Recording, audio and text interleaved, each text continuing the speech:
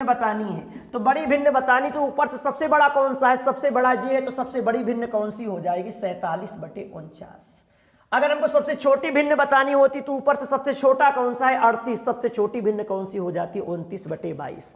तो आपको ये यूज नहीं करना, ये मैंने आपको करके दिखाया, इसको आप नहीं यूज करेंगे, डायरेक्ट क्वेश्चन आप ऐसे करेंगे।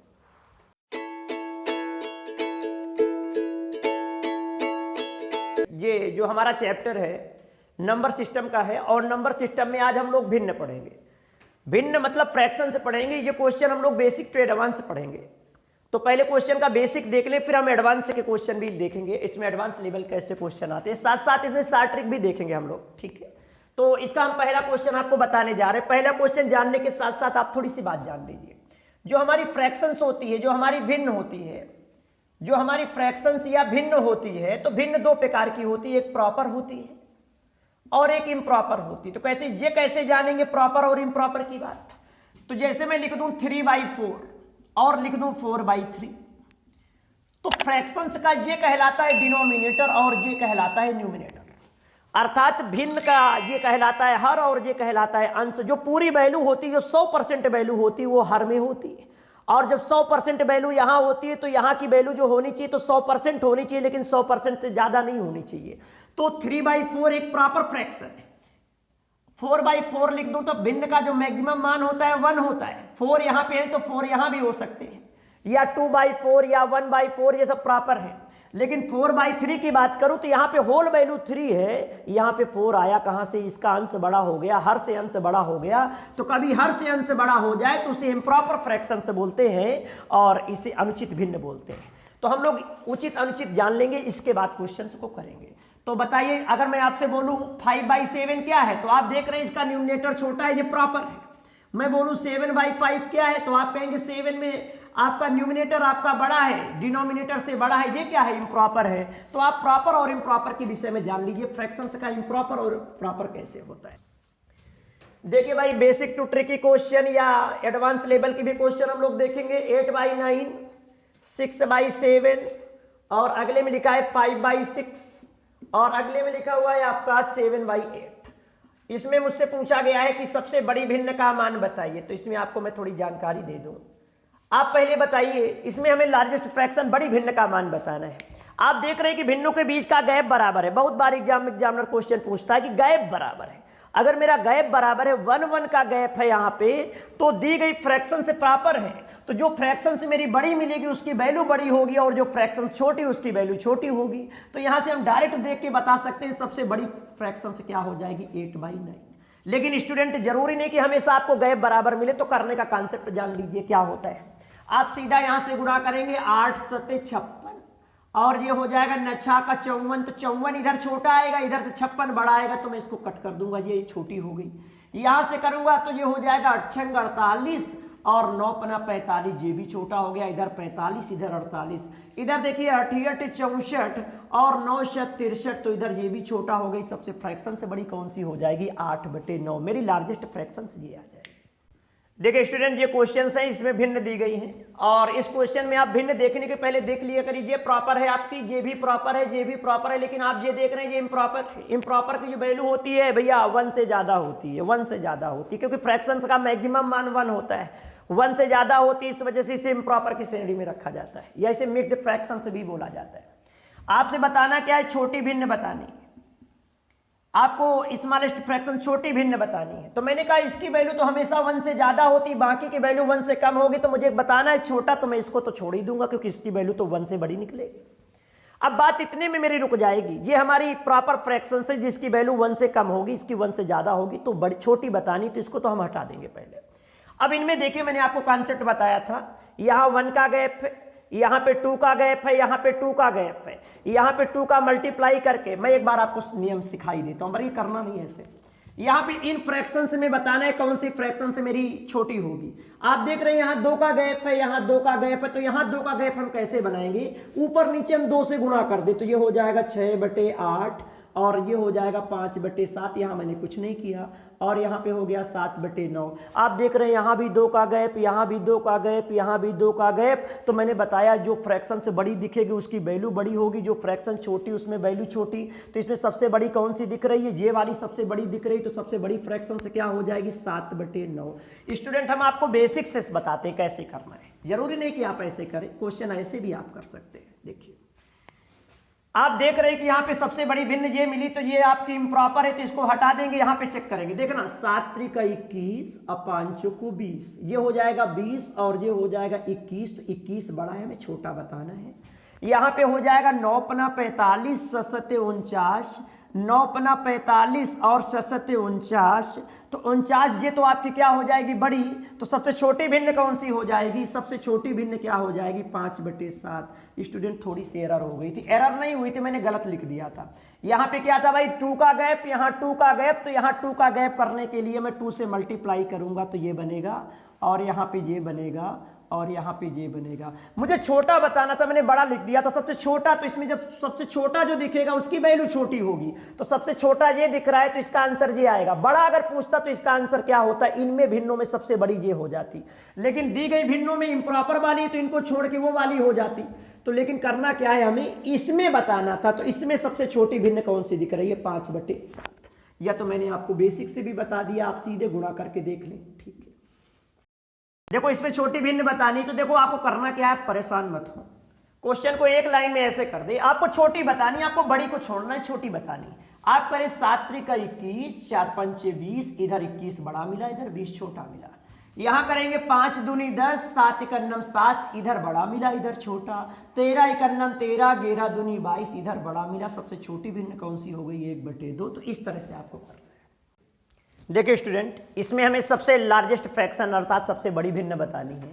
तो आप ऐसा नहीं बहुत बड़ी वैल्यू मिल जाएंगे तो आप ऐसे ऐसे गुणा करेंगे तो आप परेशान होंगे। छोटी वैल्यू में वो अच्छा लगता है, या तो डिफरेंस कॉमन हो जाए तो भी क्वेश्चन होगा, तो कुछ ना कुछ सोचना पड़ेगा। या तो आपके पास में एक कॉन्सेप्ट है, आप इंटू करके देख लीजिए सबसे बड़ी भिन्न कौन सी होगी, या मैं आपको और एक कॉन्सेप्ट बता रहा हूं, भिन्न का अंतर कैसे बराबर करते हैं। अंतर बराबर हो जाएगा, जो फ्रैक्शन से बड़ी दिख जाएगी उसकी वैल्यू बड़ी हो जाएगी। तो देखिए अंतर कैसे बराबर होता है। यहाँ पे हमारा कितने का गैप है? यहाँ पे हमारा 2 का गैप है। यहाँ पे हमारा कितने का गैप है? 3 का गैप है। यहाँ पे हमारा 2 का गैप है, और यहाँ पे हमारा 3 का गैप है, और यहाँ पे हमारा 3 का गैप है, यहाँ पे हमारा 2 का गैप है। अगर देखा जाए तो इसका एलसीएम ले लूँ, 2 3 3 3 का एलसीएम ले लूँ तो 6 हो जाएगा। इसका अगर एलसीएम ले ले तो एलसीएम कितना हो जाएगा? 6 हो जाएगा। इन सभी का डिफरेंस का एलसीएम ले लूँ तो 6 हो जाएगा। अब देखिए करना क्या है, एक बार मैं बेसिक आपको बता देता हूं, बेसिक से करेंगे नहीं आप। इनका एलसीएम ले लेंगे, 6 हो जाएगा। 2 3 या 6, 2 का यहाँ डिवाइड करेंगे 6 में, 3 बार जाएगा, तो 3 का गुणा यहाँ पे कर दीजिए, तो ये हो जाएगा भाई 15 × 45, 17 × 3 = 51। एक बार इसको देख लीजिए, यहाँ पे हो जाएगा भाई, इसको डिवाइड करूंगा 3 से 2 बार जाएगा, 3 से डिवाइड करूंगा 2 बार जाएगा, 2 का ऊपर नीचे गुणा करिए, 19 दूनी 38 और 22 दूनी 44। यहाँ पे 2 से डिवाइड करूंगा 3 बार जाएगा, तो 21 × 3 = 63 और 23 × 3 = 69 हो जाएगा। यहाँ पे मैं डिवाइड करूंगा 3 से, तो ये 2 टाइम्स जाएगा, तो 29 दूनी 58 और 32 दूनी 64।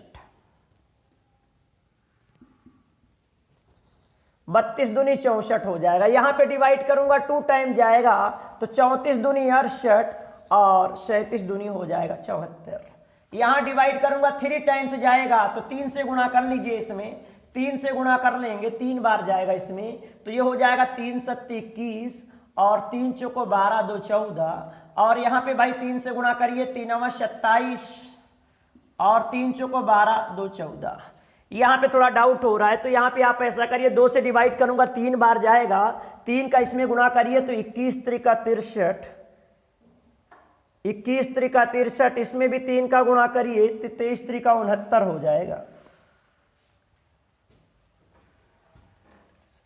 कितने का गैप हो रहा है? 2 का गैप हो रहा है, ठीक है।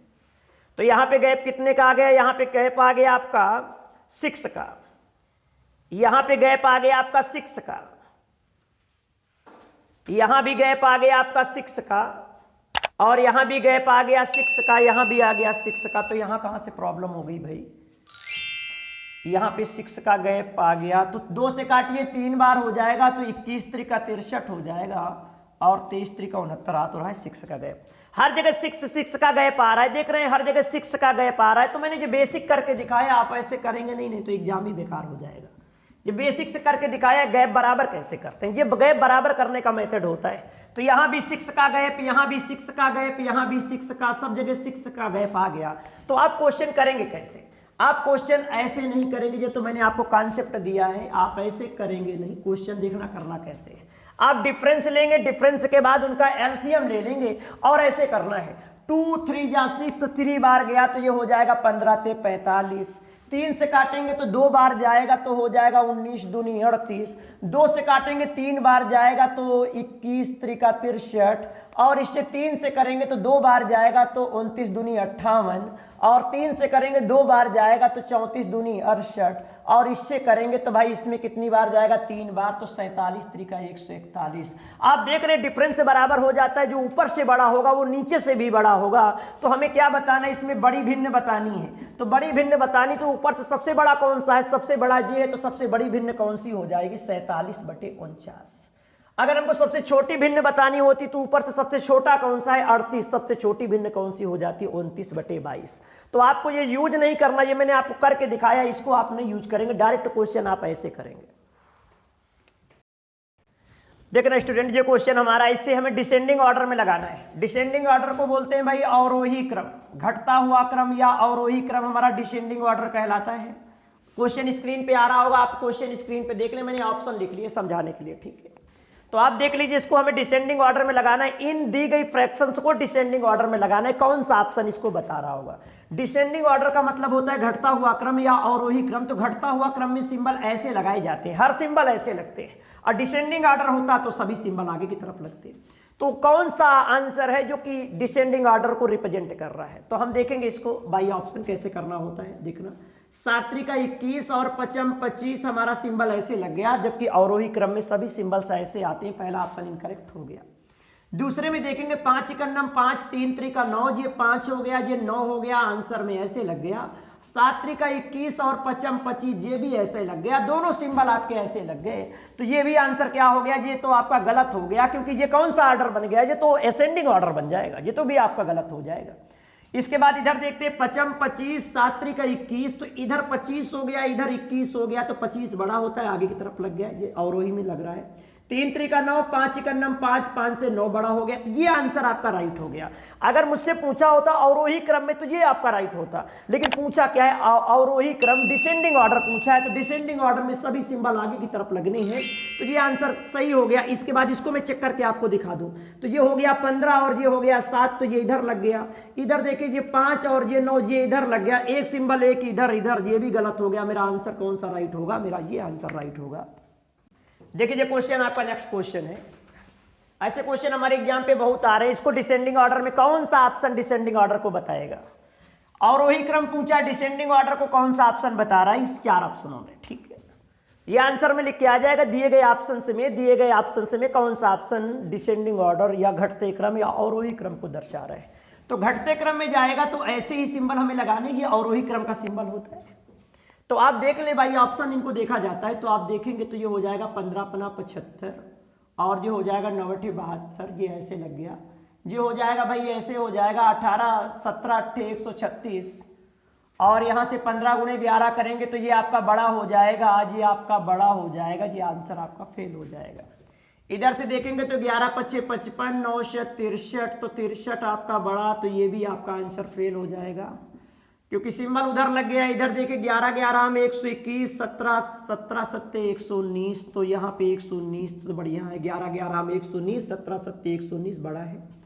9 63 हो गया, 11 5 55, तो 63 भी 55 से बड़ा है।